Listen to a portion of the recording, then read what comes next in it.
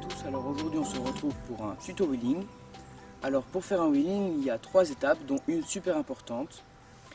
La première étape, c'est de trouver une bonne vitesse. Je conseille d'être en 4. La deuxième étape, c'est d'avoir une bonne taille de tige de selle.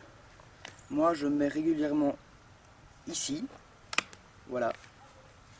Et la troisième étape, c'est la super importante, c'est toujours garder l'index sur le levier de frein.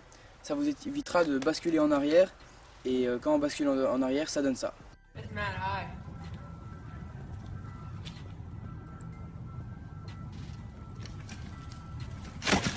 Ça peut faire très mal.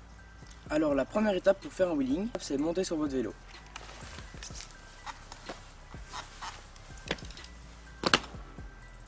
Alors pour lancer un wheeling, vous devez mettre un coup de pédale et tendre bien les bras. Une fois que vous arrivez à faire cette opération sur plus ou moins 2 mètres, commencez à vous préoccuper du frein. Alors pour le frein, c'est super simple. Vous devez juste tenir votre levier de frein avec l'index et le gérer quand vous sentez que vous basculez.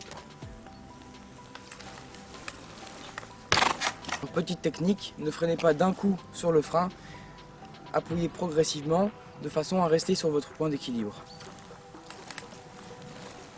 En conclusion, le frein sert à éviter de basculer en arrière et garder son point d'équilibre. Un wheeling ne se prend pas directement, il faut répéter l'étape plusieurs fois pour bien la maîtriser.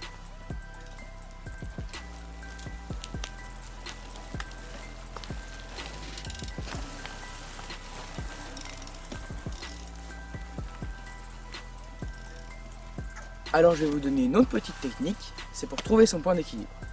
Alors une fois que vous êtes en wheeling et que votre roue se trouve à plus ou moins 60 cm du sol, arrêtez de pédaler et laissez-vous aller sur quelques mètres. Une fois que vous arrivez à rouler sur votre roue arrière, je vous conseille de vous mettre en vitesse 6. Si vous restez sur une trop petite vitesse, vous allez commencer à mouliner et vous n'arriverez plus à suivre le rythme de votre vélo. Donc voilà, je vais appliquer les étapes à suivre. Gardez bien votre doigt sur le frein et donnez des coups de pédale. Hop, là je sens que je bascule et je freine. Et ici, on gère le frein.